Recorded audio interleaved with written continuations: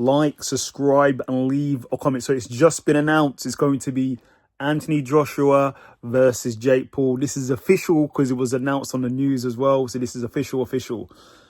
There's been a lot of rumblings saying, obviously, allegedly, if Anthony Joshua doesn't win this in like a round, this something's up. But I think there's nothing up here. I think it's going to be a boxing fight. I did see Eddie Hearn say, if this isn't a legitimate boxing match, they're not interested. So this is going to be a legitimate boxing match. So I have no concerns with this. This is going to be legit, I believe. So obviously we have Anthony Joshua. He's come off the loss to Daniel Dubois, who went on to lose to Usyk. That was a bit of a bad knockout, but he's had a lot of time since that. Obviously, former champion.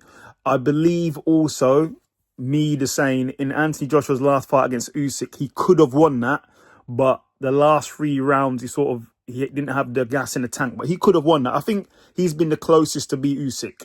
He could have beat him in the rematch in the last 3 rounds, but he just didn't have the gas to do the last 3 rounds and he lost. But he could have won that.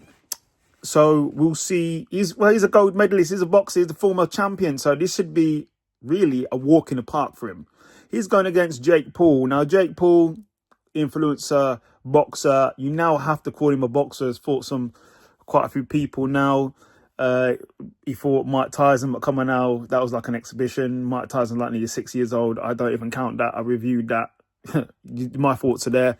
He's fought some MMA fighters, but the MMA fighters are not boxers. This is the thing. When you fight MMA fighters, they're training on different types of martial arts. They're training on kickboxing, where you can't use kickboxing or knees in boxing. They're training on jiu-jitsu, where you can't use submissions in boxing. They're training on loads of different things, but boxing is in there. But it's not the primary thing they train on. So fighting a mixed martial artist, you're basically fighting someone who has less tools, unless they're really focusing on boxing, like people like Darren Till. Yeah, he's a boxer. So Jake Paul's fought a lot of, obviously, like I said, MMA guys, Nate Diaz, Anderson Silva, like I said, Mike Tyson. So it's going to be very interesting how he approaches this fight. But early prediction, come on out. If this is not an exhibition fight, this is a real boxing match where they're looking to take each other's head off.